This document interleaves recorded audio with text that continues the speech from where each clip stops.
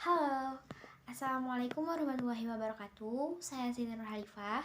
Di sini saya akan liatin A Day in My Life bersama saya.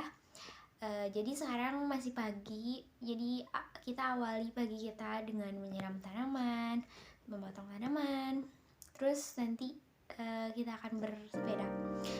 Ikuti aja ya, ayo. Berawal dari proses mata dalam melihat benda, diawali dengan masuknya cahaya ke dalam mata kita melalui proses pemantulan cahaya oleh benda. Pemantulan oleh benda secara keseluruhan memberikan keuntungan kita dapat melihat seluruh benda secara utuh. Lanjut, pagi-pagi aku nyiram tanaman dengan menekan ujung selang air biar pancuran airnya semakin jauh. Nah, hal ini berkaitan dengan persamaan Bernoulli. Kita pasti ingat dong bagaimana semakin kecil luas permukaan suatu benda, maka akan semakin besar tekanannya. Setelah menyiram tanaman, aku lanjut memotong tanaman yang udah panjang. Sadar gak sih di sini kita menggunakan konsep pesawat sederhana?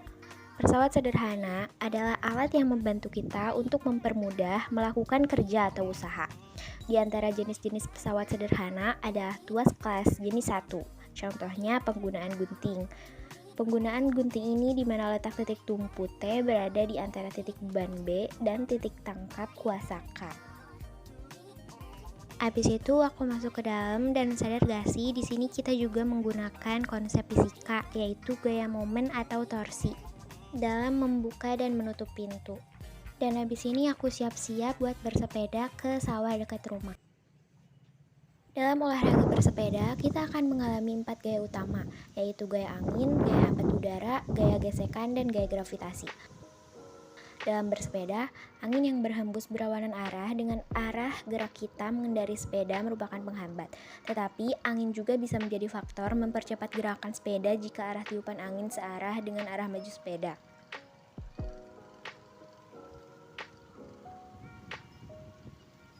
Setelah bersepeda, lanjut mengeringkan pakaian yang sudah dicuci tadi malam. Pada jenis pengering yang kerjanya adalah dengan rotasi drum, dryer ini akan bekerja dengan mengubah input AC menjadi gerak rotasi menggunakan dinamo di pusat drum. Drum ini akan berputar kencang dengan kecepatan yang cukup, akan menghasilkan gaya sentrifugal yang akan memisahkan materi air dengan pakaian. Lemari es beroperasi untuk mentransfer kalor keluar dari lingkungan yang sejuk ke lingkungan yang hangat. Habis itu aku disuruh bikin kopi. Perpindahan panas secara konduksi bisa terjadi pada sendok logam ketika mengaduk kopi panas ini. Jika sendok dibiarkan dalam cangkir, maka secara perlahan akan terasa hangat. Hal ini karena panas kopi mengalir ke sekitar secara konduksi, termasuk ke bagian sendok logam sebagai alat pengaduknya.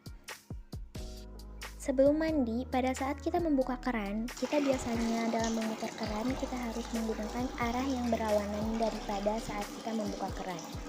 Pada saat membuka dan menutup keran, pasti terjadi rotasi atau perputaran dan ada gaya yang dilakukan pada keran tersebut. Hal ini berkaitan dengan momen gaya pada keran yang dinamakan momen kopel. Kopel merupakan sepasang gaya atau dua gaya pada sebuah benda yang mempunyai besar yang sama. Akan tetapi, arahnya berlawanan dengan syarat garis aksi pada kedua gaya tidak pada satu garis lurus. Habis mandi pasti nggak lupa bercermin kan? Bayangan yang dihasilkan oleh cermin datar bersifat maya, yaitu karena hasil bayangan yang dibentuk merupakan potongan dari penambahan sinar pantul pada cermin datar, dan juga benda terletak pada jarak positif terhadap cermin, sedangkan bayangannya terlihat pada jarak negatif. Berhubung lagi sekolah online, tugasnya pasti online juga, dan menggunakan HP masing-masing di rumah. Spektrum gelombang elektromagnetik yang berperan pada handphone adalah gelombang radio kisaran yang frekuensinya antara 104 sampai 108 Hz. Handphone memang menggunakan gelombang radio dengan frekuensi tinggi untuk mengantarkan sinyal. Penggunaan gelombang frekuensi tinggi bertujuan apabila jaraknya jauh atau dekat memiliki kualitas suara yang baik, terutama saat menghadapi penurunan kualitas suara yang dipengaruhi oleh cuaca buruk. Prinsip kerja ponsel adalah dengan mengirim gelombang radio ke menara sinyal penerimaan. Setiap menara memiliki cakupan wilayah tertentu untuk menerima sinyal tersebut. Setelah sekian lama nugas, kita lanjut mengangkat pakaian. Yang tak sadar ini juga menggunakan konsep termodinamika.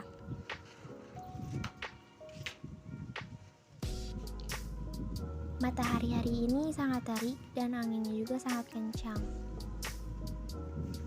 Setelah semua pekerjaan rumah selesai, aku lanjut tonton TV. Pada gelombang televisi yang bekerja sebagai pembawa informasi gambar dan suara gelombang ini merambat lurus. Tidak dapat dipantulkan oleh ionosfer sehingga diperlukan penghubung dengan satelit atau di permukaan bumi untuk di tempat yang sangat jauh. Pesawat televisi akan mengubah sinyal listrik yang ditangkap menjadi gambar yang sesuai dengan objek gambar yang ditransmisikan. Prinsip kerja pada TV dengan cara menerima gelombang elektromagnetik, kemudian mengubahnya menjadi energi akustik dan cahaya yang dapat kita dengar dan lihat. Layar TV pun menampilkan gambar yang berasal dari titik-titik kecil piksel yang ditembak dengan elektron yang memiliki energi tinggi. Selesai penerapan konsep fisika dalam kehidupan sehari-hari saya Siti Nurhalifa pamit. Wassalamualaikum warahmatullahi wabarakatuh.